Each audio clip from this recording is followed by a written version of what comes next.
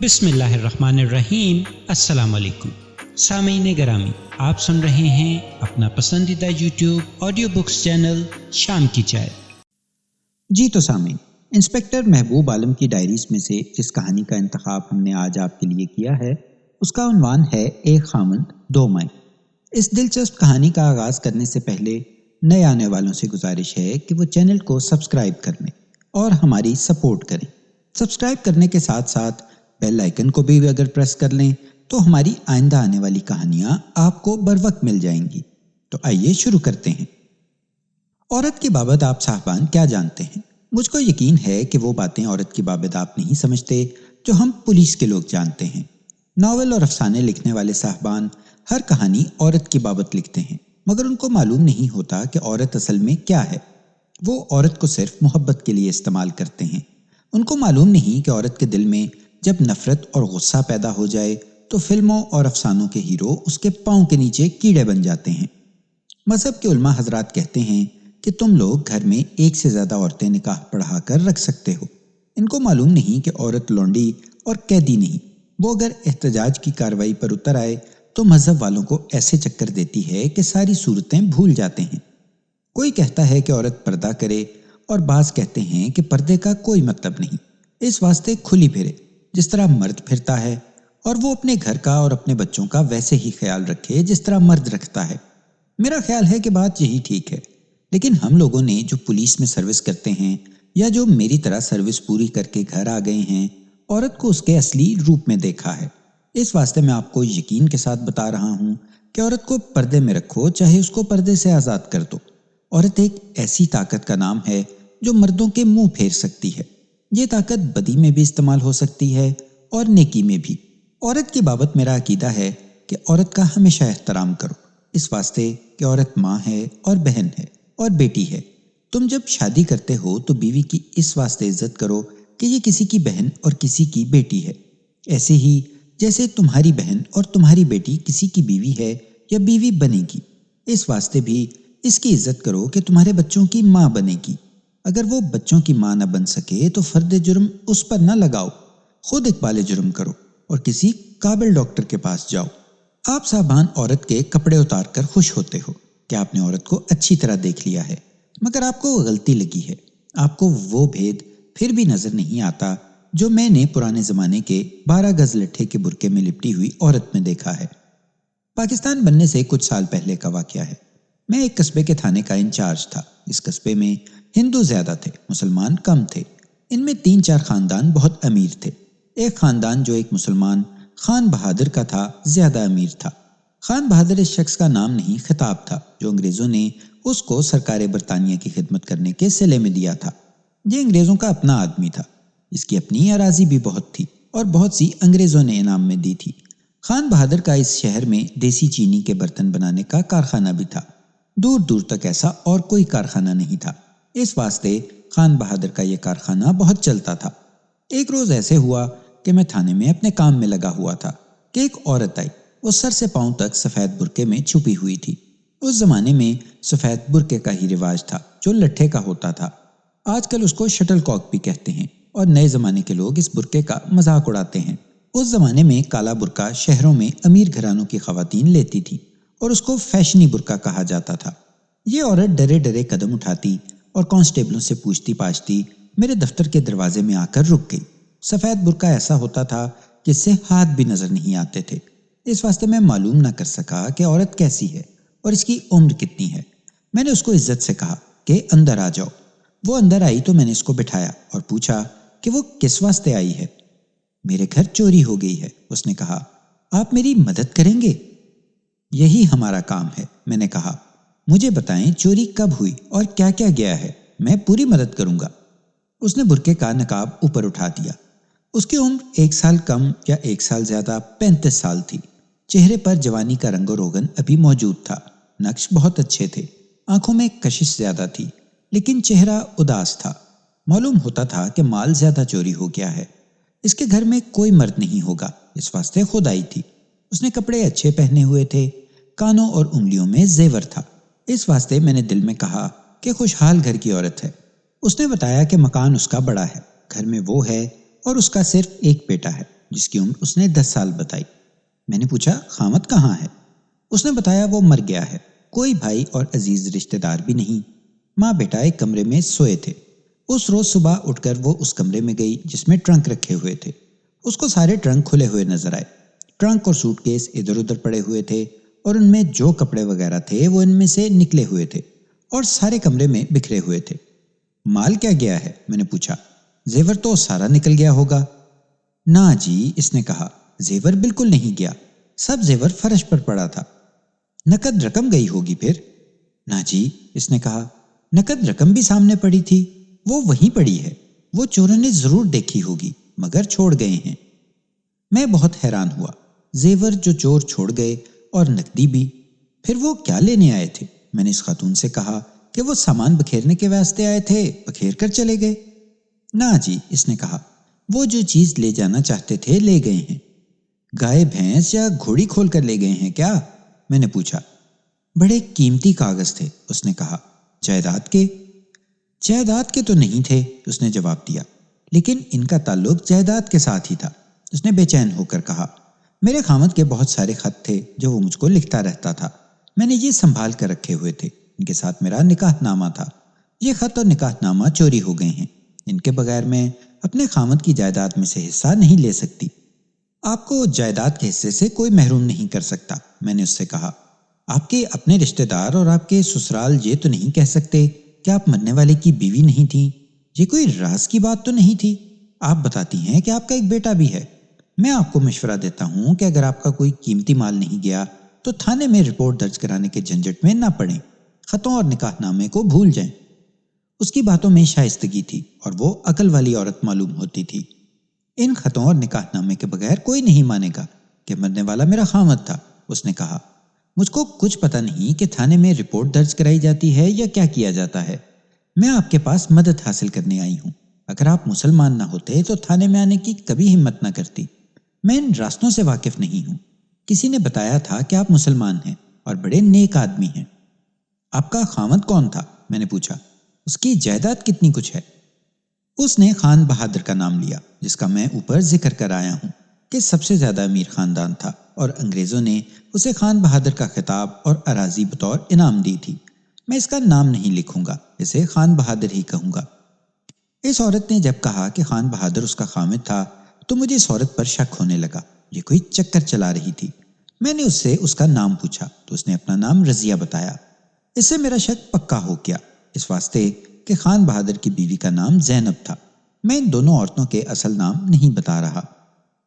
میں خان بہادر کے پورے خاندان سے اور اس کے گھر کے حالات سے واقف تھا، اس کے ساتھ میری دوستی تھی۔ اس کی بیوی جس کا نام زینب تھا پردہ نہیں کرتی تھی۔ میں لوگوں کے ہاں جب کبھی بھی جاتا تھا تو زینب باہر آ کر میرا حال احوال پوچھا کرتی تھی۔ خان بہادر تو بس خان بہادر ہی تھا، زینب اچھی عورت تھی۔ خان بہادر کو مرے 1.5 مہینہ ہو گیا تھا، اس وقت اس کی عمر 60 سال سے زیادہ نہ ہوئی تو کم بھی نہیں تھی۔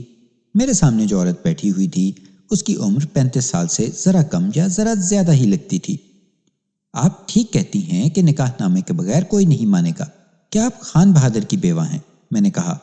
میں بھی نکاح نامہ دیکھ کر ہی یقین کر سکتا ہوں کہ وہ آپ کے خامد تھے۔ میری ایک بات کان کھول کر سن لیں، پولیس کے پاس جھوٹی رپورٹ لے کر آنا بہت ہی خطرناک ہوتا ہے۔ اگر آپ کی رپورٹ جھوٹی نکلی تو میں آپ کو خبردار کر دیتا ہوں کہ یہ مقدمہ آپ کے خلاف کھڑا ہو جائے گا۔ اس کے ہونٹوں پر ایسی مسکراہٹ آ گئی جس میں خوشی کا رنگ نہیں تھا۔ میں اب اس کو بہت غور اور شک و شبہ کی نظروں سے دیکھنے لگا۔ میں خان بہادر کی دوسری بیوی تھی، رضیہ نے کہا۔ میں آپ کو اپنا یہی مسئلہ بتانے آئی ہوں۔ آپ رپورٹ درج نہ کریں، میں ایک مشکل میں پھنس گئی ہوں، مجھے اس کا حل بتائیں۔ مجھے آپ پہلے یہ بتائیں کہ آپ خان بہادر کی بیوی کب بنی تھی؟ میں نے کہا۔ اگر یہ راز کی کوئی بات ہے تو یہ مجھ سے نہ چھپائیں، اس واسطے کہ آپ غلط بات کریں گی تو میں آپ کی کوئی مدد نہیں کر سکوں گا۔ اس نے مجھے اپنی شادی کی ساری کہانی سنا دی۔ کہنے لگی، میرے ابا جان خان بہادر کے کارخانے میں مینیجر تھے، ان کی دراصل گہری دوستی تھی۔ ابا جان ایک اور شہر میں کسی کمپنی میں ملازم تھے۔ مجھ کو معلوم نہیں کہ خان بہادر کے ساتھ ان کی دوستی کس طرح ہو گئی تھی۔ میں اور میری امی ابا جان کے ساتھ رہتے تھے۔ میں ابھی چھوٹی عمر میں تھی۔ مجھ کو یاد ہے کہ خان بہادر کے بچے بھی تھے۔ خان بہادر نے یہاں یہ کارخانہ کھول لیا اور میرے ابا جان کو وہ نوکری چھڑوا کر یہاں لے آیا۔ آپ کے ابا جان کسی پرائیویٹ کمپنی میں ملازم نہیں ہوں گے؟ میں نے کہا۔ وہ کسی ایسے سرکاری دفتر میں ملازم ہوں گے جہاں خان بہادر انگریز افسروں کی چاپلوسی کے لیے جاتا ہوگا، اور آپ کے ابا جان کے بغیر یہ کام نہیں ہو سکتا ہوگا۔ یہ خان بہادر کسی کے دوست نہیں ہوا کرتے۔ وہ میری چھوٹی عمر کی باتیں ہیں، رضیہ نے کہا۔ آپ شاید ٹھیک کہتے ہوں گے۔ میں یہی جانتی ہوں کہ ابا جان یہاں خان بہادر کے پاس آ گئے، جہاں کارخانے میں ان کی حصہ داری بھی تھی، لیکن کارخانہ ابا جان چلا رہے تھے۔ میں بڑی ہوئی، کارخانہ بھی بڑا ہو گیا۔ میں یہاں اسکول میں پڑھتی تھی۔ میرے 2 بھائی پیدا ہوئے اور مر گئے۔ میری امی بیمار رہنے لگی۔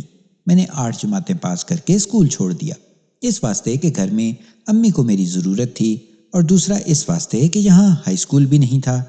خان بہادر کارخانے میں کبھی کبھی آیا کرتے تھے۔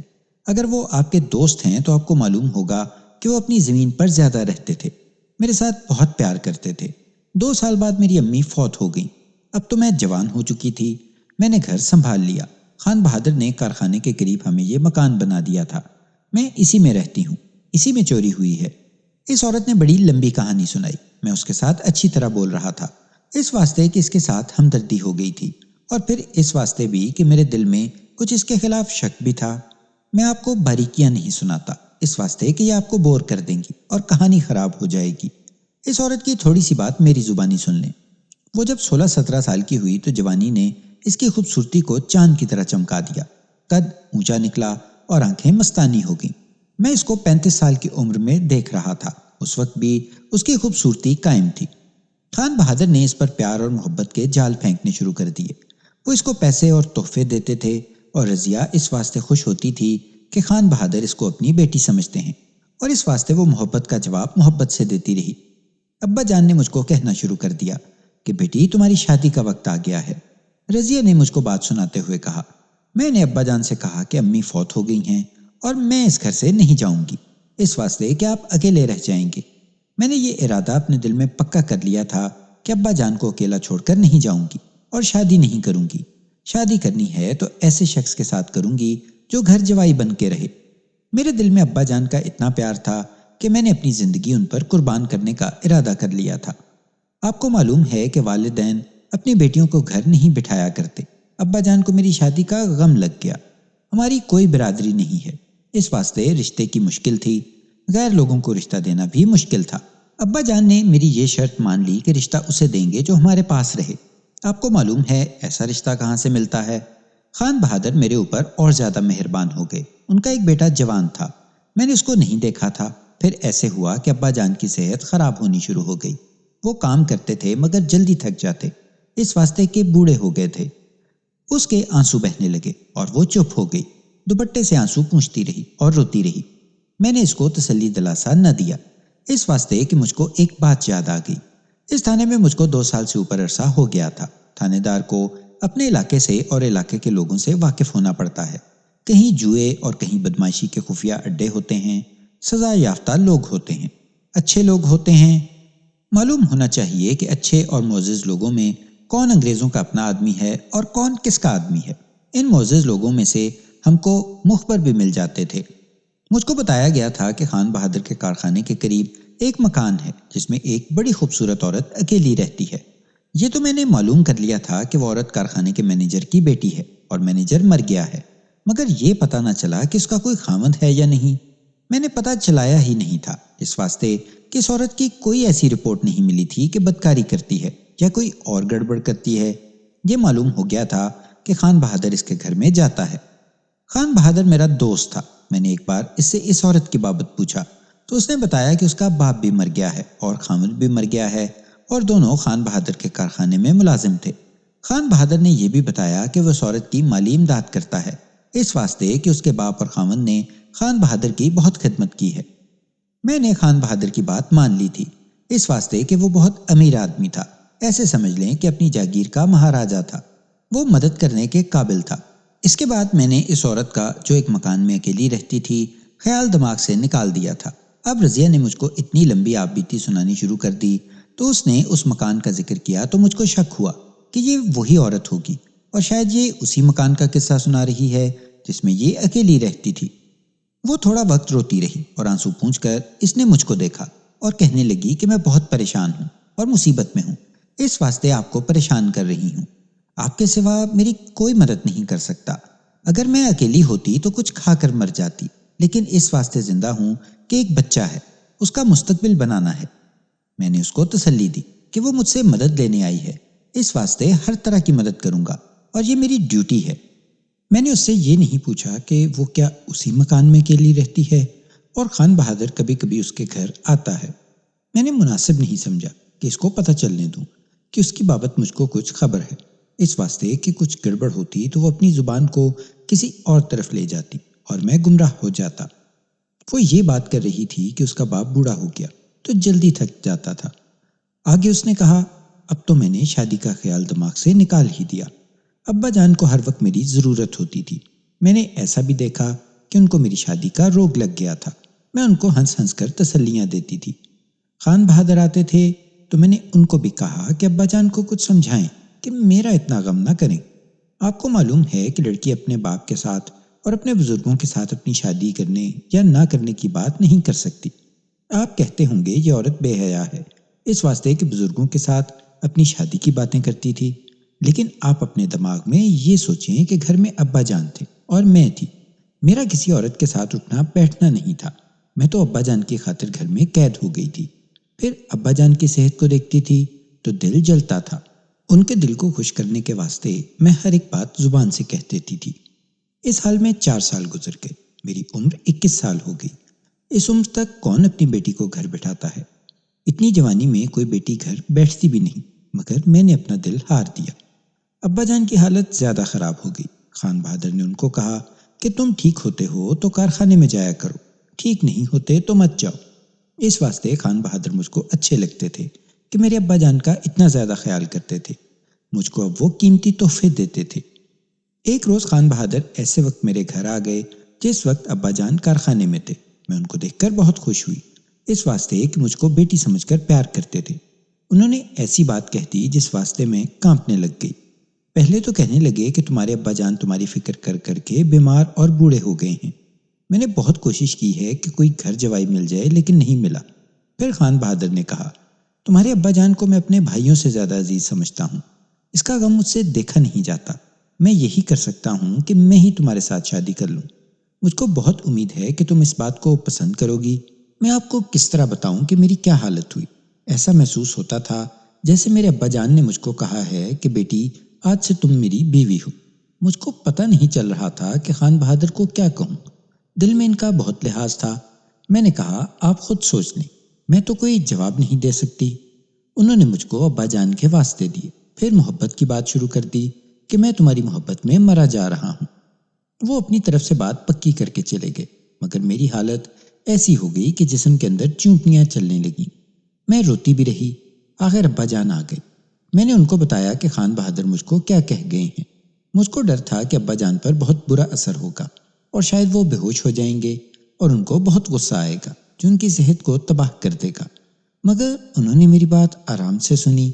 ان پر کوئی خطرناک اثر نہ ہوا۔ میں نے ان کو بتایا کہ خان بہادر کی اس بات کی بابت میرے دماغ میں کیسے کیسے خیال آتے ہیں اور میں نے اس بات کو بہت برا سمجھا ہے۔ ابا جان نے میری ساری بات سن اور میرے خیال سن کر کہا، ہاں رضیہ بیٹی، انہوں نے اس بابت میرے ساتھ بات کر لی تھی۔ تمہارے ساتھ وہ بات نہ کرتے تو بھی اس کی کیا ضرورت تھی؟ میں خان بہادر کا یہ احسان اور ان کی یہ قربانی بھول نہیں سکوں گا اور اس کی قیمت نہیں دے سکوں گا۔ ان کی ساری باتیں میں آپ کو نہیں سنا تو مناسب ہے، اس واسطے کہ آپ اکتا جائیں گے۔ آج کل تھانے دار اور سرکاری ہسپتالوں کے ڈاکٹر کسی کی اتنی لمبی بات نہیں سنا کرتے۔ ان کے آگے فیس رکھ دو تو کچھ توجہ دیں گے۔ ہمارے وقتوں میں کچھ اور معاملہ تھا۔ فیس تو اس وقت بھی چلتی تھی، لیکن اس طرح نہیں کہ فیس کے بغیر کام رکے ہی رہیں۔ اس وقت ڈر یہ ہوتا تھا کہ کسی نے اوپر والوں کو درخواست دے دی تو انگریز افسر دوڑے آئیں گے اور کوئی رو رعایت نہیں کریں گے۔ اس عورت کا معاملہ مجھ کو کچھ اور نظر آتا تھا۔ عورت ذات تھی اور اس کے ساتھ کوئی مرد نہیں تھا، اس واسطے میں نے اس کو جو پہلے تسلی دی تھی اسی طرح پھر تسلی دی کہ وہ پوری بپتا سنائے، لیکن خیال ایسا دماغ میں نہ رکھے کہ جھوٹ بولے گی تو میں اس کو سچ مان جاؤں گا۔ اس نے آگے بات اس طرح سنائی، خان بہادر نے صرف میرے ساتھ نہیں بلکہ ابا جان کے ساتھ بھی بات پکی کر لی تھی اور ابا جان کہتے تھے کہ اس نے ہمارا مسئلہ حل کر دیا ہے۔ میں نے ابا جان سے کہا کہ خان بہادر کی عمر کی بابت ان کا خیال کیا ہے۔ انہوں نے کہا کہ بیٹی، مرد کی عمر اور شکل نہیں دیکھنی چاہیے، یہ دیکھو کہ خامد تندرست اور خوشحال ہے اور اس کے دل میں تمہاری محبت موجود ہے۔ تم دیکھ لو، خان بہادر میں یہ ساری چیزیں موجود ہیں۔ میں اس رشتے کو قبول نہ کرتی، لیکن ابا جان کی آنکھوں میں آنسو آ گئے اور انہوں نے کہا، اگر تم مجھ کو زندہ دیکھنا چاہتی ہو تو خان بہادر کو قبول کر لو، اگر مجھ کو اس حال میں چھوڑ کر جانا چاہتی ہو تو ایسے رشتے بہت ملتے ہیں۔ میں نے کہا کہ خان بہادر گھر جوائی تو نہیں بنیں گے، ان کی بیوی بھی ہے، بچے بھی ہیں، اور سنا ہے کہ ایک لڑکا میری عمر کا یا 1.5 سال مجھ سے بڑا ہے۔ ابا جان نے بتایا کہ یہی تو خان بہادر نے مجھ پر مہربانی کی ہے، وہ کہتے ہیں کہ تم یہیں گھر میں ہی رہو گی، خان بہادر یہیں آ جایا کریں گے، اور وہ اس شادی کو راز میں رکھنا چاہتے ہیں۔ کبھی مجھ کو ایسے صبر آ جاتا کہ میں خواب دیکھ رہی ہوں اور جاگ جاؤں گی تو یہ معاملہ غائب ہو جائے گا۔ ابا جان نے اس بات کو پکا کر دیا تھا۔ انہوں نے مجھ کو بتایا کہ معاملہ کس طرح طے ہوا ہے۔ میں اس تفصیل کو مختصر کر دیتا ہوں۔ ہمارے معاشرے میں اس وقت بھی جب ہم ہندوستانی کہلاتے تھے اور بعد میں جب ہم پاکستانی کہلاتے ہیں، ایسے واقعات کسی کو حیران نہیں کرتے۔ دولت ہو تو مرد بڑھاپے میں بھی اپنے آپ کو جوان سمجھتا ہے اور جوان لڑکی کو بیوی بنا لیتا ہے۔ اس کے بعد اس کو مجبوراً یہ کرنا پڑتا ہے کہ بیوی کا غلام ہو جاتا ہے اور اپنے آپ کو دھوکہ دے لیتا ہے کہ یہ نوجوان بیوی اس کو بہت چاہتی ہے۔ اس قسم کی شادیوں کے بعد جو چاند چڑھتے ہیں وہ صرف خامند کو نظر نہیں آتے، ان کو ساری دنیا دیکھتی ہے۔ ان کے کچھ نتیجے پولیس کے پاس بھی آتے ہیں۔ کوئی نوجوان بیوی اپنے آشنا کے ساتھ مل کر اپنے بوڑھے خامند کو زہر دے دیتی ہے۔ بعض بیویاں اپنے آشناؤں کے ساتھ بھاگ جاتی ہیں، بعض کچھ کھا کر مر جاتی ہیں، اور میں نے ایسی 3 لڑکیوں کو اپنی سروس میں سزا دلائی ہے جن میں سے ایک نے اپنی ماں کو اور 2 نے اپنے باپوں کو زہر دے کر مار دیا تھا، اس واسطے کہ انہیں ماں باپ نے رقم لے کر بوڑھوں کے ساتھ بیاہ دیا تھا۔ میں نے یہ بات اس واسطے کی ہے کہ رضیہ جو واقعہ مجھ کو سنا رہی تھی، اس سے میں حیران نہیں ہوا۔ پاکستان اور ہندوستان میں ایسے واقعات ہوتے رہتے ہیں۔ رضیہ کے باپ اور خان بہادر نے یہ طے کیا تھا کہ اس شادی کو خفیہ رکھیں گے۔ مجھ کو بعد میں پتہ چلا تھا کہ خان بہادر کے پہلے سسرال میں مرد بہت تھے اور وہ سب ڈانگ مار تھے۔ خان بہادر ان سے ڈرتا تھا، اسی واسطے وہ شادی کو خفیہ رکھنا چاہتا تھا، لیکن ظاہر کرتا تھا کہ رضیہ کے باپ پر اس نے احسان کیا ہے کہ اس کی بیٹی اس کی دیکھ بھال کے واسطے اسی کے پاس اپنے گھر میں رہے گی۔ رضیہ نے بتایا کہ نکاح نامے میں حق مہر 25,000 لکھا تھا، جو اس زمانے میں بہت ہی زیادہ رقم تھی، اور یہ مکان اس نے رضیہ کے نام کر دیا تھا۔ رضیہ نہیں مان رہی تھی۔ اس کا باپ اس کے سامنے رو پڑا اور اس کو کہا کہ میری صحت اور اس کو لگا ہوا روگ دیکھ لو، تم نے کہا تھا کہ تم مجھ پر اپنی زندگی قربان کر دو گی، مگر تم اپنے بوڑھے باپ کو اور روگ لگا رہی ہو۔ رضیہ بہت اچھے خیالوں والی عورت تھی۔ اس نے باپ کے آنسو دیکھے تو اس نے اپنی جوانی اور جذبات کی قربانی دے دی۔ ایک رات خان بہادر آیا، اس کے ساتھ ایک مولوی وہاں نکاح رجسٹر تھا اور ایک گواہ تھا جس کو رضیہ نہیں جانتی تھی کہ وہ کون ہے۔ لڑکی کا باپ موجود تھا جس کی رضامندی ضروری تھی، اس واسطے نکاح غیر شرعی اور غیر قانونی نہیں تھا۔ نکاح ہو گیا۔ نکاح رجسٹر سے لڑکی والوں کا حصہ پھاڑ کر رضیہ کے باپ کو دیا گیا اور دوسرا حصہ خان بہادر کو اور تیسرا حصہ رجسٹر میں لگا رہا۔ لڑکی اور لڑکے کے نام، باپ کا نام اور نکاح خواں کا نام، یہ سب نام ٹھیک لکھے گئے تھے۔ میں نے رضیہ کو بتایا کہ اسے نکاح نامے کا غم نہیں کرنا چاہیے، اس واسطے کہ نکاح رجسٹر موجود ہے جو میں ڈھونڈ کر حاضر کر دوں گا۔ یہ بات سن کر رضیہ خوش ہو گئی اور ہاتھ اٹھا کر اس نے مجھ کو دعا دی۔ میرے بیٹے کا مستقبل محفوظ کر دیں، اس نے کہا۔ اللہ آپ کی اولاد کو سکھی اور خوشحال رکھے گا۔ تھانے دار اکثر اپنی فیس وصول کر لیا کرتے ہیں۔ میں ان کو بتاتا ہوں کہ کبھی فیس کے طور پر کسی مظلوم کی دعا وصول کر کے دیکھیں کہ یہ نقد رقم سے زیادہ قیمتی ہوتی ہے۔ میں نے بہت سے مظلوموں کی دعائیں رشوت کے طور پر لی ہیں۔ گواہ اللہ ہے کہ میری اولاد سکھی اور خوشحال ہے۔ اتنی خوبصورت لڑکی ایسے آدمی کی بیوی بن گئی جو اس سے 25-26 سال بڑا تھا اور اس کے بیٹے کی عمر رضیہ جتنی تھی۔ رضیہ کی عجیب سی ازدواجی زندگی شروع ہو گئی۔ خان بہادر ہفتے میں کبھی 1 کبھی 2 راتیں رضیہ کے گھر گزارتا تھا۔ 1-2 دفعہ ہفتے میں دن کو آتا تھا۔ 2 سال بعد رضیہ کے ہاں یہ بیٹا پیدا ہوا۔ اب یہ بچہ 10 سال کا ہو گیا تھا۔ خان بہادر بیمار ہو گیا اور پورا 1 مہینہ رضیہ کے پاس نہیں آیا۔ میں نے آپ کو شاید یہ نہیں بتایا کہ خان بہادر کا گاؤں جہاں اس کی اراضی تھی قصبے سے 14-15 میل دور تھا۔ وہ جگہ دوسرے تھانے کے علاقے میں تھی۔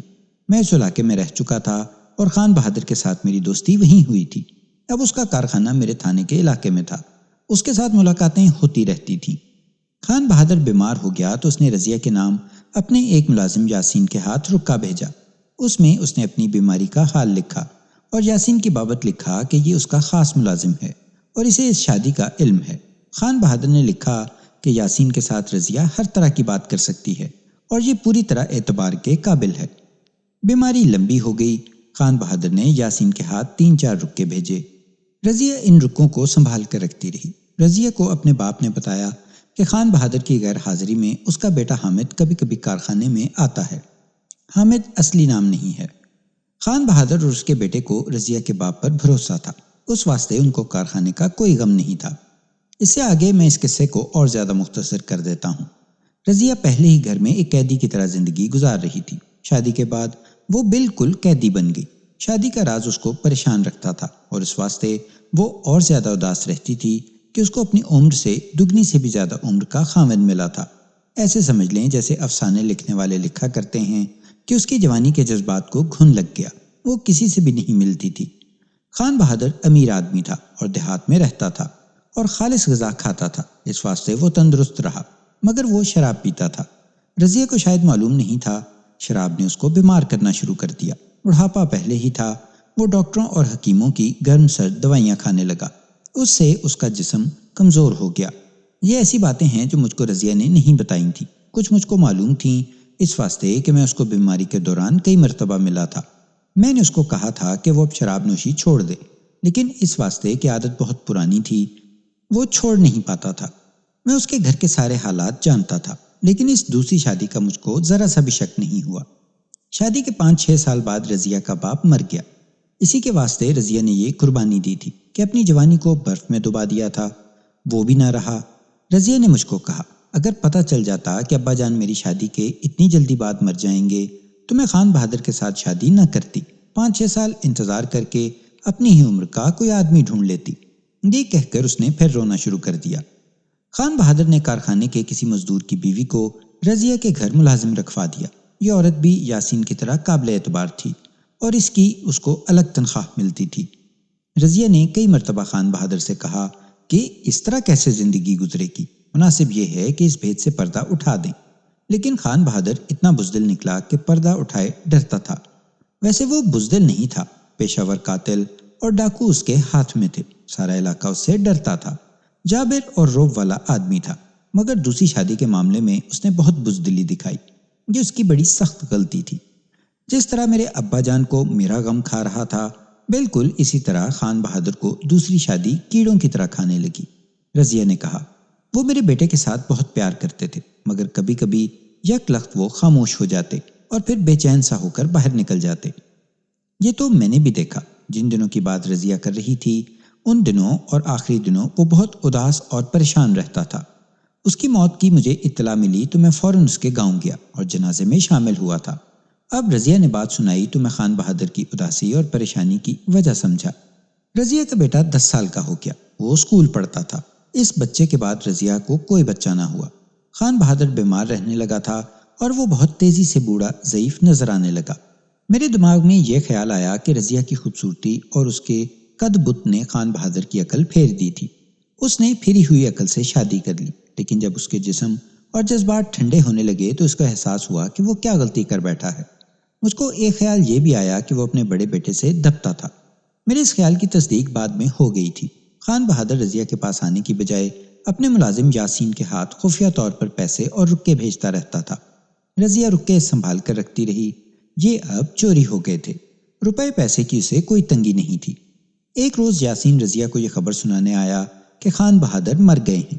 اسے مرے 2 روز گزر گئے تھے۔ یاسین گھر میں ماتم کی وجہ سے مصروف تھا، اس واسطے وقت پر نہ آ سکا۔ اب بھی وہ چوری چھپے آیا تھا۔ رضیہ کو خان بہادر کے مرنے کا غم یہ نہیں تھا کہ اس کا خاوند مر گیا ہے، بلکہ یہ غم تھا کہ اب اخراجات کا کیا بندوبست ہوگا۔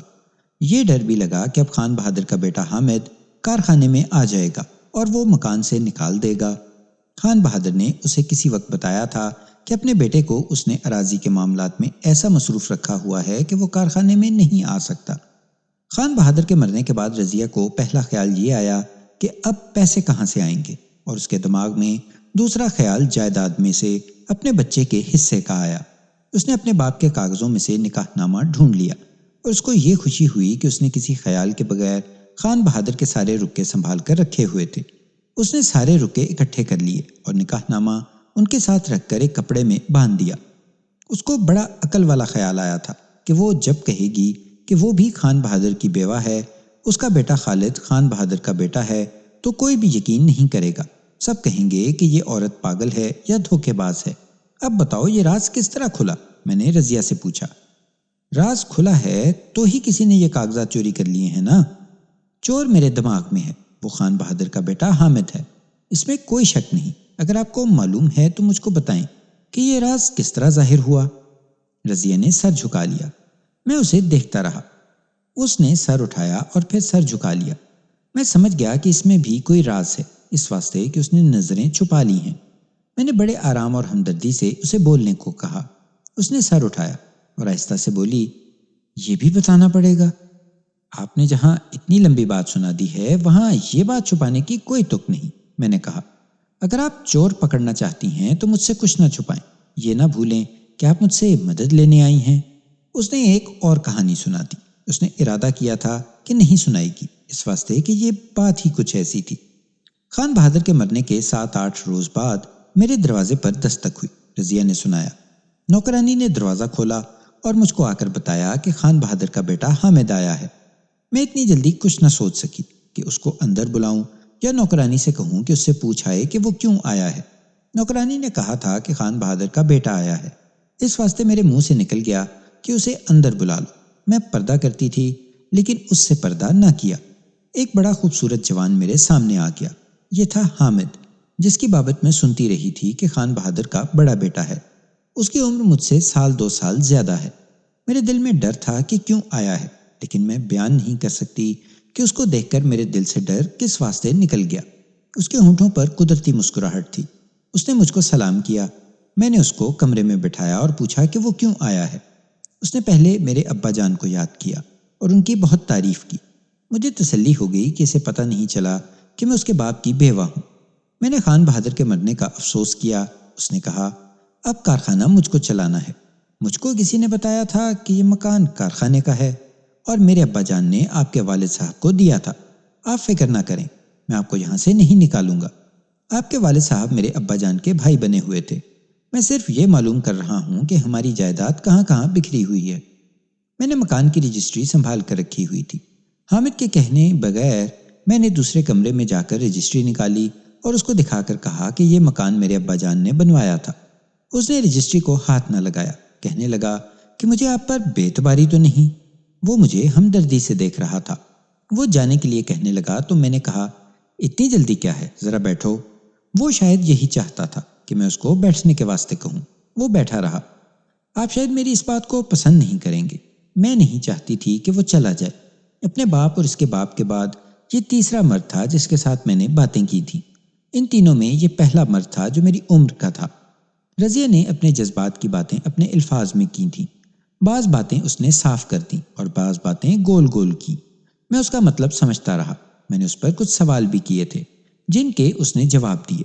حامد کو اپنے پاس دیکھ کر اس کے دل میں جو گڑبڑ پیدا ہو گئی تھی وہ میں اپنے الفاظ میں بیان کر دیتا ہوں، اس واسطے کہ بات بہت لمبی نہ ہو جائے۔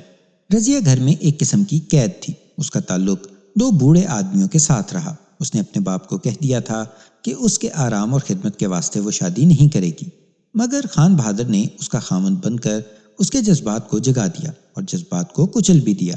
وہ فرشتوں کی سیرت والی عورت نہیں تھی، وہ تو اپنے باپ کی محبت کے واسطے پھنس گئی تھی۔ اب حامد اس کے پاس آیا تو اس کے اندر جو عورت قید تھی وہ آزاد ہونے کے واسطے تڑپنے لگی اور اس کے جذبات جاگ پڑے۔ اس کے دماغ میں یہ احساس جاگ پڑا کہ وہ ابھی جوان ہے اور اس نے اپنی جوانی کو دبایا ہوا تھا اور اس کا خامند حامد جیسا آدمی ہونا چاہیے تھا۔ اس واسطے اس کو اپنے اوپر قابو نہ رہا۔ حامد کے دل میں بھی شاید ایسے ہی خیال آ گئے تھے۔ رضیہ ابھی تک خوبصورت تھی۔ حامد نے اس کے ساتھ ہمدردی اور بے تکلفی کی باتیں شروع کر دیں۔ ایسی باتیں رضیہ کو بہت اچھی لگی۔ حامد جب جانے لگا تو رضیہ کے منہ سے بے اختیار نکل گیا کہ آپ پھر آئیں گے، اور خود ہی کہا، ضرور آنا، میں انتظار کروں گی۔ حامد نے پکا وعدہ کیا کہ کل آؤں گا۔ رضیہ نے مجھے بغیر شرم کے بتا دیا کہ حامد چلا گیا تو رضیہ کو بہت افسوس ہوا۔ اس نے دل میں لذت محسوس کی کہ اس کی عمر کا ایک آدمی اس کے پاس آتا ہے۔ حامد دوسرے دن آ گیا۔ رضیہ اس کے انتظار میں بے حال ہو چکی تھی۔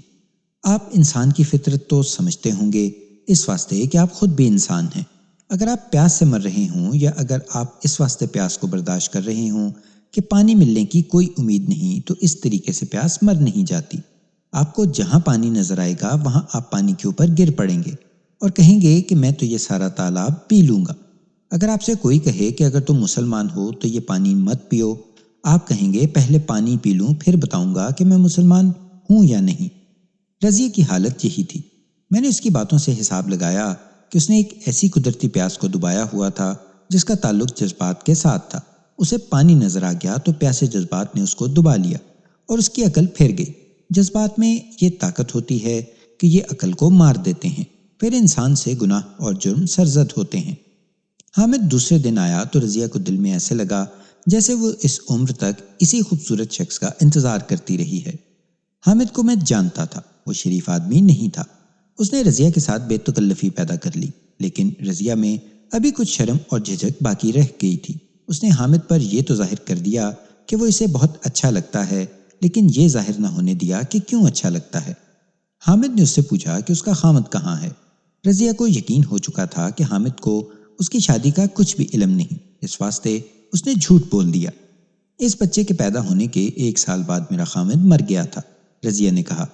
میں نے پھر اس واسطے دوسری شادی نہیں کی کہ ابا جان اکیلے تھے اور بیمار رہتے تھے۔ میں نے اپنی جوانی ان پر اور اپنے بچے پر قربان کر دی۔ تم کو پتہ چل گیا ہوگا کہ جان کی قربانی دینا آسان ہے، حامد نے کہا، جوانی کی قربانی دینا بڑا مشکل کام ہے۔ رضیہ کے منہ سے یہ الفاظ اپنے آپ نکل گئے۔ ہاں، یہ تو بہت ہی مشکل ہے۔ اس دن دونوں نے ایک دوسرے کو سمجھ لیا کہ دلوں میں کیا ہے، اور انہوں نے ایک دوسرے کو بتا بھی دیا۔ رضیہ کی حرکتوں کی وجہ سے حامد کو پتہ چل گیا کہ یہ عورت اب اس کی اپنی ہے۔ رضیہ کا ہاتھ حامد نے اپنے ہاتھ میں لے کر اسے اپنے ساتھ لگایا تھا تو رضیہ اس کے قریب ہو گئی تھی۔ اسی دن حامد کو گاؤں جانا تھا، اس کے باپ کا بھی 40واں بھی نہیں ہوا تھا۔ اس کو گھر سے پیغام ملا تھا کہ فوراً گاؤں آ جائے۔ وہ رضیہ کو یہ کہہ کر چلا گیا کہ جلدی آؤں گا۔ وہ جلدی نہ آ سکا، تقریباً 20 دن گزر گئے۔ وہ شام کے وقت آیا۔ رضیہ نے اس کو کہا کہ وہ کھانا یہیں کھائے، حامد یہیں رہنے کے لیے آیا تھا۔ وہ رک گیا۔ کھانے کے بعد رضیہ نے نوکرانی کو گھر بھیج دیا۔ یہ دونوں اکٹھے بیٹھ گئے۔ حامد نے رضیہ کا ہاتھ اپنے ہاتھ میں لے کر اپنی طرف کھینچا اور وہ مسکرایا۔ رضیہ سمجھ گئی، وہ بھی مسکرائی اور اٹھ کھڑی ہوئی۔ اس نے بڑی دھیمی آواز میں کہا، آؤ۔ حامد اس کے ساتھ چل پڑا۔ رضیہ جب سونے والے کمرے میں حامد کے ساتھ داخل ہوئی تو آگے جو ہوا وہ اس کے الفاظ میں سنے۔ کوئی تھانے دار ہر مجرم کی باتیں یاد نہیں رکھ سکتا، اس واسطے کہ اتنے لمبے عرصے میں ہزاروں مجرم سامنے آتے ہیں اور گزر جاتے ہیں، لیکن بعض باتیں ایسی ہوتی ہیں کہ انسان کی عمر 200 سال بھی ہو جائے تو وہ ان باتوں کو نہیں بھول سکتا۔ رضیہ کی یہ بات مجھ کو ابھی تک یاد ہے۔ میں تو اندھی ہو گئی تھی جی، اس نے بڑے صاف لہجے میں کہا۔ میں کہتی تھی کہ بس مجھ کو حامد کی ضرورت ہے، یہ مل گیا ہے تو مجھ کو دنیا میں کچھ اور نہیں چاہیے۔ میرا بچہ سو گیا تھا، میں کہتی تھی کہ اس وقت مجھ کو بچہ بھی نہیں چاہیے۔ میں حامد کو ساتھ لے کر سونے کے کمرے میں چلی گئی اور دروازہ بند کر دیا۔ میرے سامنے 2 پلنگ ایک دوسرے کے ساتھ بچھے ہوئے تھے۔ معلوم نہیں وہ کیا چیز تھی جس نے میرے دل کو مٹھی میں پکڑ لیا اور اتنے زور سے دبایا کہ میں نے دل میں اور سر میں سخت درد محسوس کیا۔ میرا پسینہ بھی نکل آیا۔ کون کہتا ہے کہ جو مر جاتے ہیں ان کی روحیں واپس نہیں آتی؟ میں نے پہلے خان بہادر کو دیکھا، وہ پلنگ پر بیٹھے تھے اور مجھ کو دیکھ رہے تھے۔ ان کا چہرہ بہت اداس تھا۔ اسی پلنگ پر میرے ابا جان بھی لیٹا کرتے تھے، ان کی وفات اسی پلنگ پر ہوئی تھی، یہیں سے ان کی میت اٹھائی گئی تھی۔ خان بہادر کو میں نے اسی پلنگ پر اداس بیٹھے دیکھا تو ان کا چہرہ میرے ابا جان کا چہرہ بن گیا۔ انہوں نے کہا، تم تو کہتی تھی کہ اپنی جوانی میرے واسطے قربان کر دو گی، کیا کر رہی ہو رضیہ؟ پھر ابا جان بھی غائب ہو گئے اور کمرے میں مجھ کو کسی مرد کے رونے کی آوازیں سنائی دینے لگیں۔ مجھ کو اپنے باپ اور حامد کی باپ کی آوازیں جو سسکیوں کی طرح تھیں سنائی دے رہی تھیں۔ معلوم نہیں وہ کیا کہہ رہے تھے، میں اتنا ہی جانتی تھی کہ وہ اس گھر میں موجود ہیں۔ میں نے ڈرے ہوئے لہجے میں کہا، نہیں حامد، نہیں، مجھ میں اتنی ہمت نہیں، میں یہ کام۔ حامد ہنسا اور اس نے مجھے اپنے بازوؤں میں لے لیا۔ اس کا جسم تپ رہا تھا۔ کچھ دیر پہلے میں بھی اسی طرح تپ رہی تھی اور یہی تپش مجھے سونے والے کمرے میں لے گئی، مگر پلکوں کے قریب جا کر میرا جسم بالکل سرد ہو گیا۔ میں حامد کے بازوؤں سے نکل آئی اور پھر سونے والے کمرے سے نکل کر دوسرے کمرے میں چارپائی پر جا بیٹھی۔ حامد نے آ کر میرے دونوں ہاتھ پکڑے اور مجھے اٹھانے لگا۔ اس نے کہا، تم ڈرتی کیوں ہو رضیہ؟ یہاں اور کوئی نہیں، چلو اٹھو۔ لیکن میں نہ اٹھی۔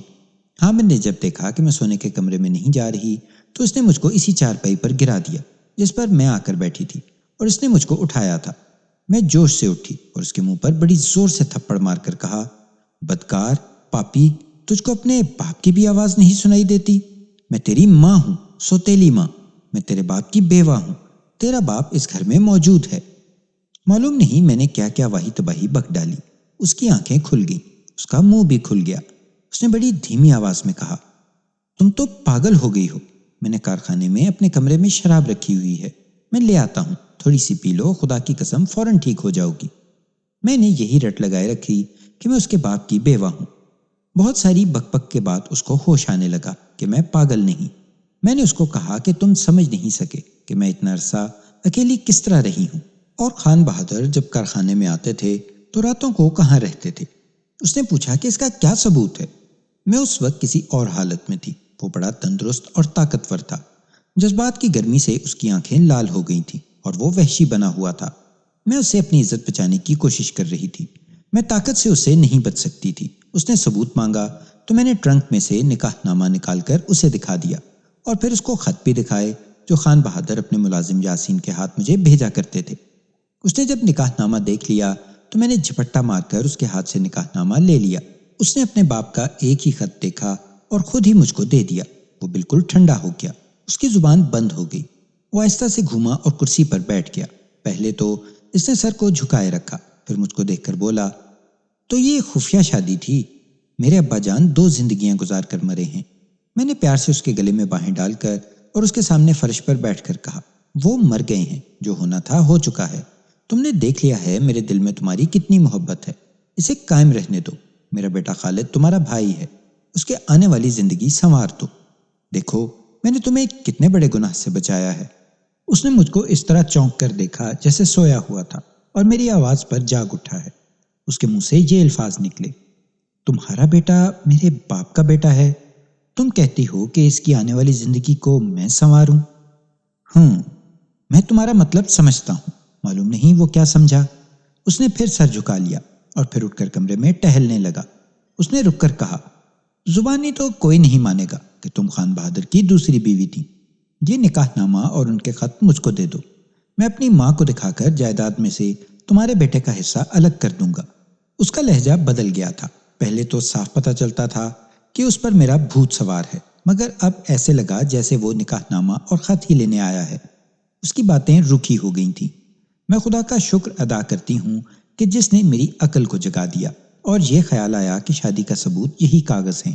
اگر میں نے یہ دے دیے تو کس کو کہوں گی کہ میں خان بہادر کی دوسری بیوی تھی اور میرا بیٹا جائیداد کے حصے کا حقدار ہے؟ میں نے حامد کو یہ کاغذ دینے سے انکار کر دیا۔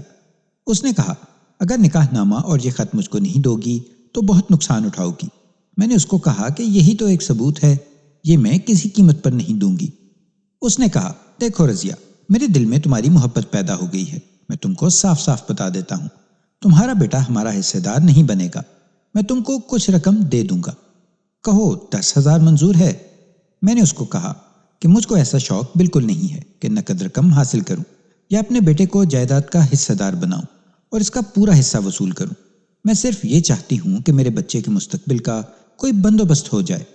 میں نے اس کو یہ بھی کہا کہ حامد، میرے بچے کو تم لے جاؤ اور اپنے بھائیوں کی طرح اس کی پرورش کرو، مجھ کو اسی مکان میں پڑا رہنے دو۔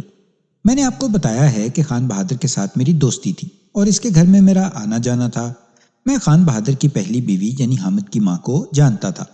وہ اچھی عورت تھی لیکن طبیعت کی بہت سخت تھی۔ حامد شریف آدمی نہیں تھا لیکن ماں سے ڈرتا تھا۔ خان بہادر بھی حامد کی ماں سے دبا دبا رہتا تھا۔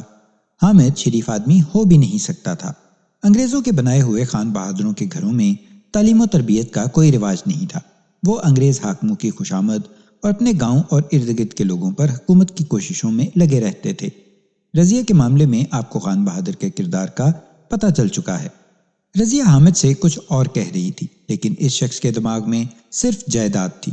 دیہات میں اور شہروں کے پسماندہ لوگوں میں ابھی تک یہ عقیدہ ہے کہ جائیداد کی حصہ داری میں ڈنڈی مارنا ضروری ہے، اور یہ کوشش کرنی چاہیے کہ دوسروں کا حق دبایا جائے اور جائیداد کے معاملے میں تنازع ضرور کھڑا کیا جائے۔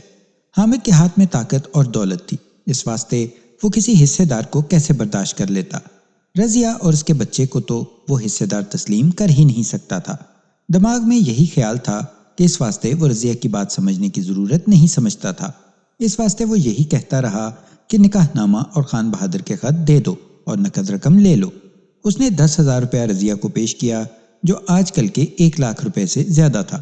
حامد نے رضیہ کو یہ بھی کہا کہ وہ نکاح نامہ ثبوت کے طور پر اپنی ماں کو دکھائے گا، اور اس واسطے کہ جائیداد ماں کے ہاتھ میں ہے اور اس کی منظوری کے بغیر کوئی ایک دن کا بھی نہیں لے سکتا۔ اس نے بار بار ان کاغذوں پر زور دیا تو رضیہ کو اس کی نیت پر شک ہو گیا۔ اس نے یہ کاغذ دینے سے انکار کر دیا۔ حامد اس کو کچھ کہے بغیر چلا گیا۔ رضیہ بہت پریشان ہو گئی۔ ایک تو گناہ کا ارادہ تھا جو اس نے کیا تھا، وہ اس ارادے سے باز تو آ گئی تھی۔ وہ سچ مچ سمجھتی تھی کہ اس کے باپ اور خان بہادر کی روحیں آئی تھیں اور اس کو اس گناہ سے انہوں نے روکا تھا۔ وہ گھر میں اکیلی تھی تو اس واسطے ڈرنے لگی۔ یہ نفسیات کا علم جاننے والے صاحبان بتا سکتے ہیں کہ رضیہ کو کس جذبے یا کس خیال نے روحوں کی شکل میں آ کر گناہ سے روک دیا تھا۔ اس کے دل میں حامد کا ڈر بھی بیٹھ گیا۔ وہ رونے لگی اور اس نے وضو کر کے کچھ نفل پڑھے اور رو رو کر خدا سے معافی اور مدد مانگی۔ اس نے اپنے باپ اور خدا کی روحوں کو بھی پکارا۔ اسے کمرے میں پھر سرر سرر کی آوازیں سنائی دی۔ وہ اور زیادہ ڈر گئی۔ لیکن میں نے ایسے سنا جیسے اس سر سر سے ایک دبی دبی آواز آ رہی ہے کہ ڈرو مت، اللہ کو یاد کرتی رہو۔ رضیہ نے مجھ کو سنایا۔ میرے دل کو ذرا سکون آنے لگا۔ میں نے خدا کی اور زیادہ عبادت کی۔ اس سے مجھ کو اطمینان تو مل گیا، لیکن رات جاگتے گزر گئی۔ اس کے 1 ہفتے بعد کا ذکر ہے کہ وہ صبح ٹرنکوں والے کمرے میں گئی اور سارے ٹرنک اور سوٹ کیس کھلے ہوئے اور ان میں سے کپڑے وغیرہ ادھر ادھر بکھرے ہوئے دیکھے۔ مکان کی رجسٹری موجود تھی، نکاح نامہ اور وہ رکے جنہیں وہ خط کہتی تھی غائب تھے۔ وہ فوراً سمجھ گئی کہ یہ چوری حامد نے کرائی ہے اور اب اس کو جائیداد میں سے حصہ نہیں مل سکتا۔ حامد کے ساتھ آخری ملاقات کے بعد جو 7-8 دن گزرے، ان دنوں وہ بہت پریشان رہی۔ وہ اکیلی تھی۔ اس عمر تک وہ اپنے گھر میں قید رہی تھی۔ اسے اپنے آس پاس کی دنیا کا کچھ پتہ نہیں تھا۔ کسی سے وہ مشورہ بھی نہیں لے سکتی تھی۔ اس نے یہ بھی نہ سوچا کہ ان کاغذوں کو کسی ایسی جگہ رکھ دے جہاں سے چوری نہ ہو سکے، لیکن اس کے دماغ میں یہ خیال آیا ہی نہیں تھا کہ حامد یہ حرکت بھی کر سکتا ہے۔ میں نے اس کو بتایا کہ یہ اچھا ہی ہوا ہے کہ حامد کو یہ کاغذ مل گئے ہیں، یہ واپس ہو سکتے ہیں۔ اگر اسے کاغذ نہ ملتے تو وہ رضیہ یا اس کے بچے کو غائب کرا دیتا۔ ان لوگوں کو پولیس والے اچھی طرح جانتے تھے۔ وہ ہر طرح کا جرم کرائے پر کرانے کی ہمت رکھتے تھے۔ اب رضیہ کو ایسی چوٹ پڑی جس نے اس کو گھر سے نکلنے پر مجبور کر دیا۔ اس کو تھانے کا مشورہ نوکرانی نے دیا تھا اور تھانے کا راستہ بھی اسی نے سمجھایا تھا۔ میں نے اس کو تسلی دی کہ وہ اتنا زیادہ پریشان نہ ہو اور میں اس کی مدد کروں گا۔ اس نے مجھ سے پوچھا کہ کیا میں اس کے گھر چل کر بکھرا ہوا سامان نہیں دیکھوں گا؟ مجھے وہاں جانا چاہیے تھا۔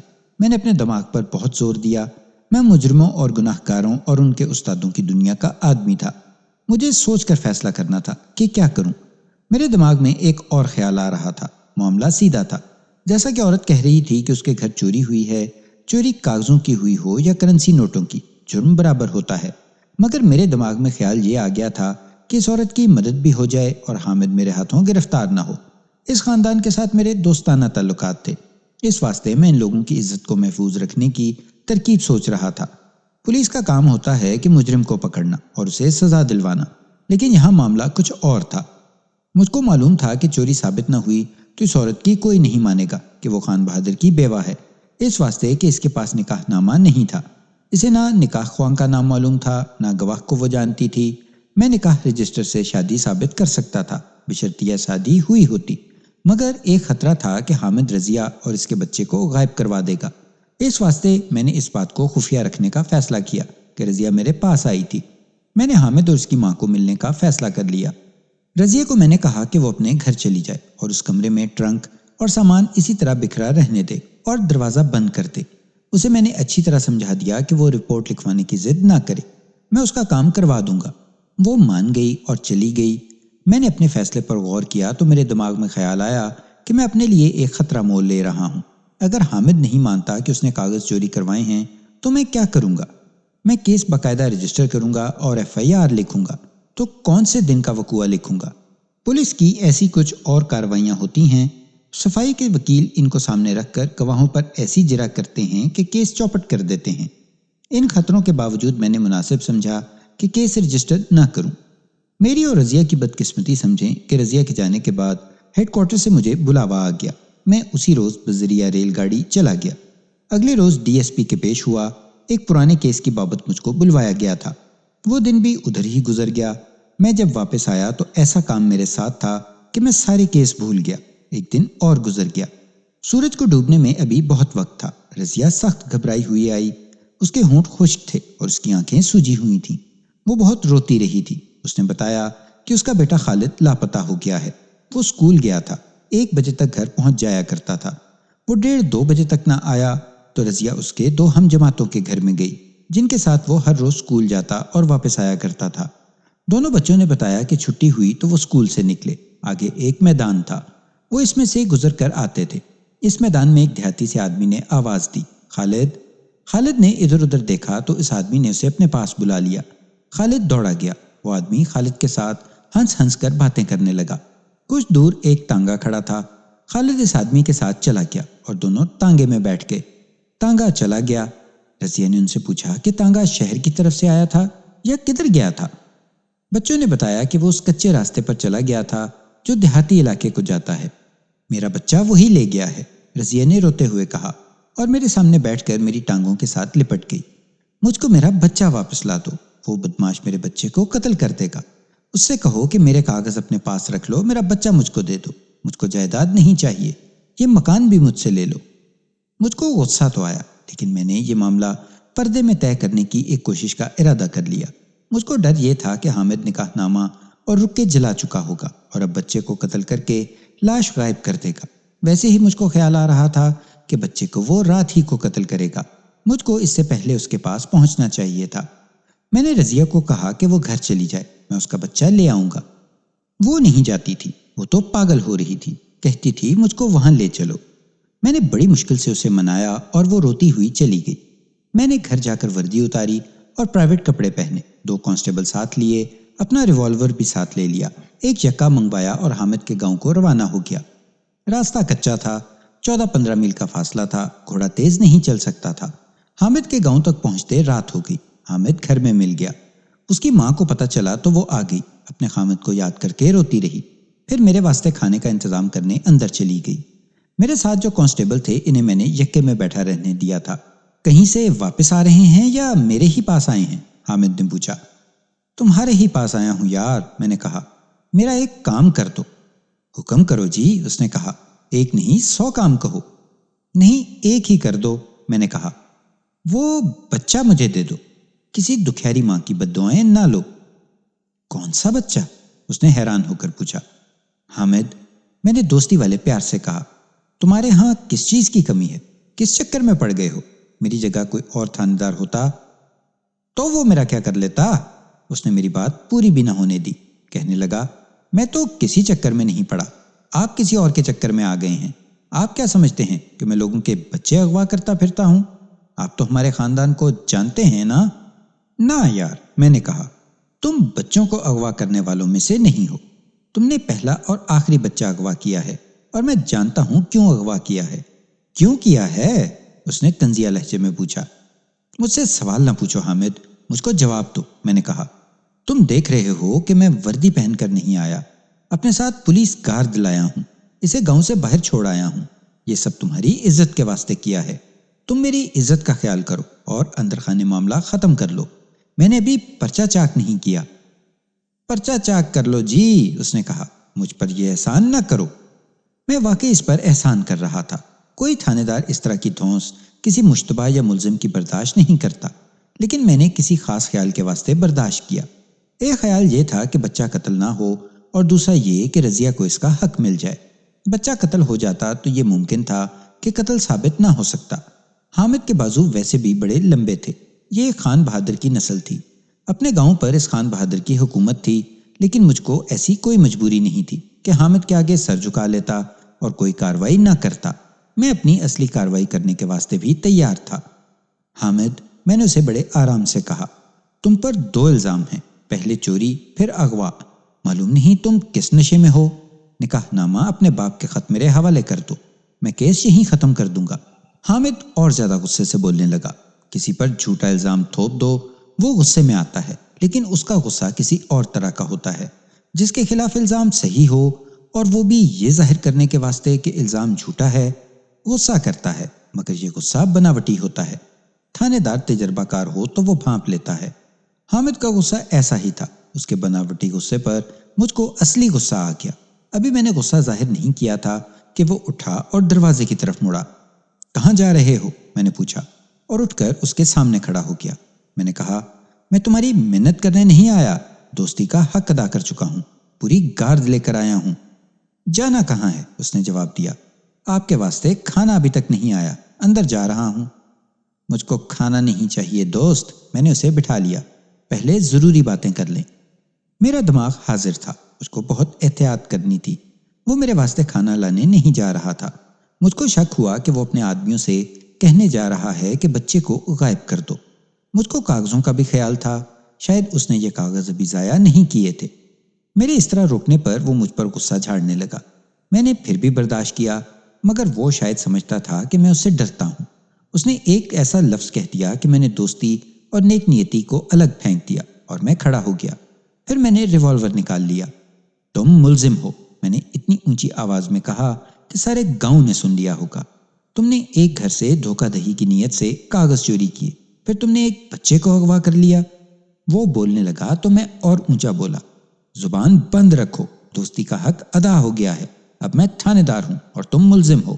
میں تم کو عزت دار آدمی سمجھ کر سمجھا رہا تھا کہ ایک ماں کی بد دعائیں نہ لو اور اس کا بچہ واپس کر دو، اسی طرح تمہاری ماں تمہارے لیے تڑپے گی۔ خدا کی قسم، عمر قید دلاؤں گا، تم بے دید ہو، طوطا چشم ہو۔ اس نے میری آواز سے زیادہ اونچی آواز میں کہا، میں تمہاری تھانے داری اتروا دوں گا، اس خاندان کو خان بہادری ملی ہوئی ہے۔ میں نے اس کی بڑکوں کی پرواہ نہ کی، میں اور زیادہ گرج کر بولا کہ وہ یہاں سے ہلے نہیں۔ میں باہر نکلا، اتفاق سے چوکیدار باہر کھڑا تھا۔ اسے پتہ چل گیا تھا کہ ایک تھانے دار آیا ہوا ہے۔ آپ کو یہ بھی بتا دوں کہ یہ تھانہ میرا نہیں تھا۔ دوسرے تھانے سے کسی ملزم کو لانے کے لیے ایک طریقہ ہوتا ہے، لیکن اتنا انتظار نہیں کیا جا سکتا۔ بعض کیس بڑی تیزی سے پیچھا کرنے والے ہوتے ہیں، اس واسطے کارروائی پہلے کر کے اس کے بعد طریقہ پورا کر لیا جاتا ہے۔ علاقوں کے تھانے دار ایک دوسرے کے ساتھ تعاون کیا کرتے ہیں۔ اس قصے کو آپ چھوڑیں کہ سرکاری اور قانونی کارروائیاں کیا ہوتی ہیں اور کس طرح ہوتی ہیں۔ مجرم کو پکڑنے اور سزا دلانے کے واسطے پولیس کو کچھ غیر سرکاری حرکتیں بھی کرنی پڑتی ہیں۔ میں نے چوکیدار سے کہا کہ میرے دونوں کانسٹیبلوں کو بلا لائے۔ اس کا اثر یہ ہوا کہ حامد اپنی بے عزتی سے ڈر گیا۔ اس نے مجھ کو بڑی آہستہ سے کہا، مت بلاؤ انہیں، میری بات سن لو۔ میں نے اپنا غصہ ٹھنڈا نہ کیا، اس کو کہا کہ اس کو اب ہر حال میں میرے ساتھ چلنا پڑے گا۔ میں کانسٹیبلوں کو نہیں بلاؤں گا، تم خاموشی سے ساتھ چلو۔ میں نے اس کو اپنے تانگے میں بٹھانے سے پہلے کہا، دیکھو حامد، یہ انتظام کر لو کہ بچہ اگر ابھی تک زندہ ہے تو زندہ رہے۔ اگر تمہارے آدمیوں نے اسے قتل کر دیا اور اگر نکاح نامہ اور خط جلا دیے گئے تو دماغ میں یہ خیال بٹھا لو کہ عمر قید دلاؤں گا، اور یہ خیال رکھنا کہ تانگے میں کانسٹیبلوں اور کوچوان کے سامنے میرے ساتھ کوئی بات نہ کرنا۔ نہ بچہ میرے پاس ہے، نہ کوئی کاغذ میں نے چوری کیا ہے۔ اس نے کہا، تمہارا حکم مان رہا ہوں، تم بھی سوچ لو۔ مجھ کو پورا یقین تھا کہ مجرم یہی ہے اور یہ سارا چکر جائیداد کا ہے۔ میں اسے تانگے میں اس علاقے کے تھانے میں لے گیا۔ وہاں کے تھانے دار سے سرکاری یا قانونی طریقے کی بات ہوئی اور میں اپنے تھانے کو روانہ ہو گیا۔ ہم آدھی رات کے قریب اپنے تھانے پہنچے۔ دیکھا کہ رضیہ وہاں موجود ہے۔ میں تانگے سے اتر رہا تھا تو وہ دوڑی آئی اور میرے ساتھ لپٹ گئی۔ میرا بچہ کہاں ہے؟ میرا بچہ کہاں ہے؟ وہ پاگلوں کی طرح چلانے لگی۔ تم کہتے تھے تمہارا بچہ لے آؤں گا۔ میں اسے تسلی دینے لگا تھا، لیکن اس نے حامد کو دیکھ لیا اور حامد کی گردن کو اس نے اپنے ہاتھوں میں دبا لیا۔ میرا بچہ مجھے دے دو، پاپی، بدکار، ظالم کے بچے، اور اس نے حامد کو بہت سی گالیاں دے ڈالیں۔ میں نے رضیہ کو حامد سے الگ کیا اور اسے اپنے دفتر میں بٹھا کر جھوٹی سچی تسلیاں دیں اور ٹھنڈا کیا۔ باہر آ کر میں نے حامد کو کہا کہ وہ رضیہ کے ساتھ میرے سامنے سودا بازی کرے۔ میں بھی کچھ کوشش کروں گا کہ وہ اپنا حق کم کر دے اور تم اس کا بچہ اور کاغذ واپس کر دو۔ میں اس کے ساتھ کوئی بات نہیں کروں گا، اس نے روب سے کہا۔ تم جانتے ہو نا یہ کون ہے؟ میں نے پوچھا۔ حامد چونکا اور کہنے لگا، میں اس کو نہیں جانتا، یہ کون ہے؟ اس کے لہجے میں بناوٹ تھی، میں یہی دیکھنا چاہتا تھا۔ میں اس کا جواب سن کر ہنس پڑا اور اس کو کہا کہ تم آج رات سوچ سمجھ کر اپنی قسمت کا فیصلہ کر لو۔ میں نے کیس کو درج کیا ہی نہیں تھا، ابھی تک مجھے امید تھی کہ وہ مان جائے گا اور میں تصفیہ کرا لوں گا۔ اس کو ابھی میں حوالات میں بند نہیں کر سکتا تھا۔ میں نے اسے ایک کمرے میں پہرے میں بٹھا دیا، اس کے لیے چارپائی کا انتظام بھی کر دیا۔ رضیہ کو گھر جانے کو کہا تو وہ ڈھیر ہو گئی۔ بڑی مشکل سے اس کو گھر بھیجا اور ایک کانسٹیبل اس کے ساتھ کر دیا، اس واسطے کہ اکیلی گھر جائے تو ڈر نہ جائے۔ میں اپنے گھر چلا گیا، جسم تھکن سے ٹوٹ گیا تھا۔ کھانا کھا کر میں سو گیا۔ ایک کانسٹیبل نے آ کر مجھ کو جگایا، سورج نکل آیا تھا۔ کانسٹیبل نے خوشخبری سنائی کہ جو بچہ لاپتہ ہو گیا تھا وہ آ گیا ہے۔ کون لایا ہے؟ میں نے پوچھا۔ ایک معزز عورت گھوڑی پر آئی ہے، وہ لائی ہے، کانسٹیبل نے جواب دیا۔ کہتے ہیں کہ خان بہادر کی بیوی ہے۔ فوراً جو میرے دماغ میں خیال آیا وہ یہ تھا کہ یہ عورت یعنی حامد کی ماں بھی اس جرم میں شریک ہے، اور وہ اس واسطے بچہ واپس لے آئی ہے کہ میں نے اس کے بیٹے کو پکڑ لیا ہے۔ میں نے جو کپڑے پہنے ہوئے تھے انہی میں دوڑتا ہوا اپنے دفتر میں گیا۔ آگے دیکھا حامد کی ماں بیٹھی ہوئی تھی۔ مجھ کو شک تو تھا کہ ماں بھی بیٹے کے جرم میں شامل ہوگی، لیکن امید نہیں تھی کہ اتنی اچھی عورت ایسے ذلیل جرم کی مجرم بنے گی۔ مجھ کو دیکھ کر اس نے پوچھا کہ حامد کہاں ہے؟ جہاں اسے ہونا چاہیے تھا، میں نے کہا۔ یہ ہے وہ بچہ، اس نے بچے کو میری طرف دھکیل کر کہا اور ایک چھوٹا سا بنڈل مجھ کو دے کر کہا، دیکھ لو، وہ کاغذ یہی ہیں۔ کیا میں یقین کر لوں خالہ کہ آپ بھی اس جرم میں شریک ہیں؟ کیا بکتے ہو محبوب، اس نے مجھ کو اسی پیار سے کہا جس پیار سے وہ مجھ کو بلایا کرتی تھی۔ مجھ کو تو رات کو پتا چلا ہے کہ ہمارے خان بہادر صاحب کوئی نہ کوئی تماشا کر کے مرے ہیں۔ اس بھلی خاتون نے جو بات سنائی وہ یہ تھی کہ رات کو جب میں اس کے گھر گیا تو وہ میرے واسطے کھانے کا بندوبست کرنے اندر آ گئی۔ کھانا وہ خود اٹھا کر لائی، لیکن باہر ہی رک گئی، اس واسطے کہ میں اور حامد غصے میں باتیں کر رہے تھے۔ میں حامد کو کہہ رہا تھا کہ اس نے کاغذ چوری کیے ہیں اور ایک بچہ اغوا کیا ہے اور میں اسے عمر قید دلاؤں گا۔ حامد کی ماں سمجھ گئی کہ اس کے بیٹے نے کوئی گڑبڑ کی ہے، وہ اندر نہ آئی۔ تمہاری باتوں سے مجھ کو پتا چل گیا کہ کیا ہوا ہے، اس نے مجھ کو سنایا۔ تم جانتے ہو کہ حامد میرا ایک ہی بیٹا ہے۔ تم نے جب اس کو کہا کہ ایک ماں کی بد دعائیں نہ لو، اس کا بچہ واپس کر دو، اور تم نے کہا کہ جس طرح وہ ماں اپنے بچے کے لیے تڑپ رہی ہے اسی طرح تمہاری ماں تمہارے لیے تڑپے گی، تو اسی وقت میرا دل تڑپنے لگا۔ میں بھی ماں ہوں محبوب، میں کسی ماں کی بد دعائیں نہیں لے سکتی۔ پہلے خامن مر گیا، اب تم مجھ سے میرا اکلوتا بچہ چھین رہے تھے۔ میں اس واسطے اندر نہ آئی کہ حامد تمہارے آگے جھوٹ بول رہا ہے تو یہ میرے آگے بھی جھوٹ بولے گا۔ مجھ کو معلوم ہے کہ یہ خود تو ایسا جرم نہیں کر سکتا، اپنے باپ کی طرح اس کی یاری جرم کرنے والے لوگوں کے ساتھ ہے۔ اس کے باپ کے 2 نوکر ہیں جو ایسے ہی خفیہ کام کرتے تھے۔ باپ کے مرنے کے بعد بیٹا ان سے یہی کام کراتا ہے۔ میں نے مناسب سمجھا کہ حامد سے پوچھنے کی بجائے ان نوکروں سے پوچھوں۔ ان میں ایک کا نام یاسین ہے، جسے میں ساتھ لے آئی ہوں۔ میں نے آپ کو سنایا ہے کہ یاسین خان بہادر کا نوکر تھا جو اس کے رکے رضیہ کو دے جاتا تھا۔ وہ خان بہادر کا رازدار اور خاص آدمی تھا۔ خان بہادر کی بیوی نے مجھ کو بتایا کہ اس نے کھانا اندر رکھ دیا اور یاسین کو بلا لیا۔ آپ ذرا غور کریں کہ یہ عورت کتنی عقل والی اور اخلاق والی تھی، بڑی سخت طبیعت کی عورت تھی۔ اس نے یاسین کو بلا کر ایک ڈنڈا ہاتھ میں لے لیا۔ اسے معلوم تھا کہ حامد نے کوئی گڑبڑ کی ہے تو اسی نوکر کے ہاتھوں کرائی ہوگی، یا اسے سب کچھ معلوم ہوگا۔ اس خاتون نے یاسین کو فرش پر بٹھا لیا اور ڈنڈا ہاتھ میں لے کر اس کے سر پر کھڑی ہو گئی۔ اس نے کہا کہ ڈنڈے مار مار کر جان سے مار دوں گی اور لاش غائب کروا دوں گی۔ سچ بتاؤ کہ تم لوگوں نے کیا کرتوت کی ہے۔ یاسین اس عورت کو جانتا تھا، اس سے خان بہادر اور حامد بھی ڈرتے تھے۔ یاسین نے اسے ٹالنے کی کوشش کی۔ حامد کی ماں نے اس کی پیٹھ پر اس قدر زور سے 2 ڈنڈے مارے کہ وہ چلا اٹھا۔ ماں نے اس کو کہا کہ بیٹھک میں پولیس اتری ہوئی ہے اور وہ اس کو پولیس کے حوالے کر دے گی۔ ادھر بیٹھک میں حامد اور میں ایک دوسرے کو دھمکیاں دے رہے تھے، ادھر حامد کی ماں اپنی تفتیش کر رہی تھی۔ اس نے یاسین کو بولنے پر مجبور کر دیا۔ یاسین نے اس کو جب بتایا کہ خان بہادر نے شہر میں ایک خفیہ شادی کی ہوئی تھی جس میں سے ایک لڑکا ہے، تو اس عورت کو چکر آ گیا۔ یاسین نے اس کو ساری بات سنا دی، پھر یہ سنایا کہ اب جب کہ یہ لڑکا 10-11 سال کا ہو گیا ہے، حامد کو یہ راز معلوم ہوا ہے۔ حامد نے یاسین کو یہ نہیں بتایا تھا کہ اس کو یہ راز کس طرح معلوم ہوا ہے۔ یاسین نے بتایا کہ اس کو حامد نے کہا تھا کہ خان بہادر کی دوسری بیوی کے گھر سے نکاح نامہ اور خط چوری کرنے ہیں۔ یاسین رضیہ کے گھر جاتا رہتا تھا، اس واسطے اس گھر کے اندر سے کچھ واقف تھا۔ وہ ایک آدمی کو ساتھ لے گیا اور کاغذ چوری کر کے لے آیا۔ 2 دنوں بعد حامد نے اس کو کہا کہ رضیہ نے تھانے میں رپورٹ کر دی ہے، اس کو ادھر سے ہٹانے کا یہی طریقہ ہے کہ اس کے بیٹے کو اغوا کر لاؤ۔ یاسین اور اس کے ساتھی نے یہ کام بھی کامیابی سے کر لیا۔ وہ رضیہ کے بیٹے کو پہچانتا تھا۔ انہوں نے بچے کو گاؤں سے تھوڑا سا دور ایک کچے کوٹھے میں بند کر دیا تھا۔